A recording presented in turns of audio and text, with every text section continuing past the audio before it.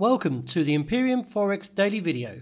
Before we begin, it should be noted that any advice is of a general nature only and that your personal circumstances have not been taken into consideration. Hello everyone, my name is Rob Clayton and thank you very much for joining me.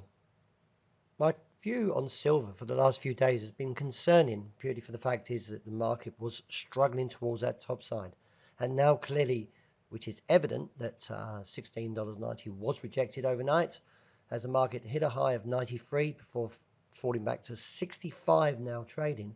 Does look towards the support coming in at 55, which has been the low this morning.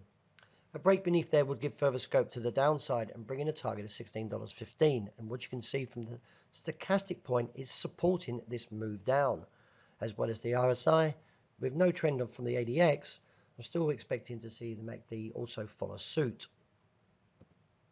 Moving on to gold, as you can see, the rejection from overnight, which was a high of 74, and also the resistance, has now posted a long-legged doji, which clearly indicates that there is indecision, or indecisiveness, should I say, that the market is actually struggling towards this top side.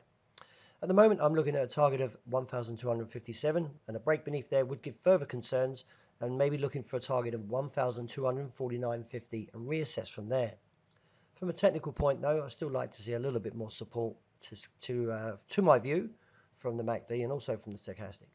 So initially on the day, I expect to see the downside to be challenged with 74 capping.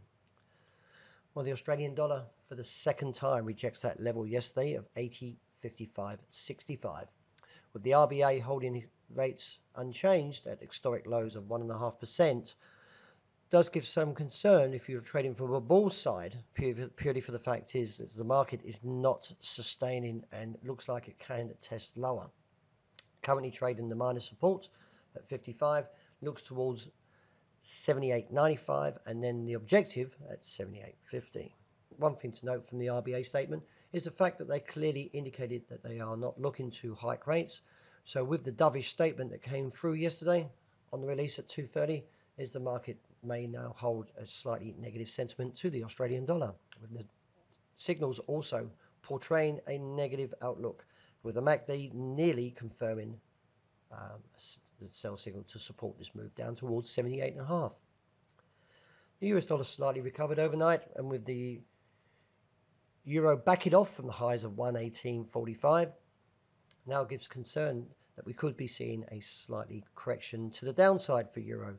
If this is the case, then we could be seeing a move towards 114.60 and reassess from there. On the upside, I do, from this point in the next 24 hours, still expect supply from either 45 or towards 118.80. The dollar yen story is slightly recovering, as you can see here, as it's finding support at 109.30.50. In light of the current recovery in the US overnight, still has a lot of work to do. However, if we get a break above 110.70.90, this would give further indication that dollar yen is in a slightly stronger bull move and could see a move up towards 112 as an objective. I do expect to see on the day, though, demand to return from 109.30.50. And to round up with sterling, the market is struggling towards this 132.55.65 level. In light of the slightly stronger US dollar overnight, we could see a move back towards the support of 130.70. But this may hold, and at the moment the strategy is still to buy on dips. And one thing to note, though, is that we do have the Bank of England tomorrow at 9 p.m. Sydney time, and the market will be looking for some kind of hawkish statement from the Governor, Mark Carney. So keep a close watch on that. So that wraps up my daily video. Thank you very much for joining me this morning, and I hope you have a wonderful day ahead.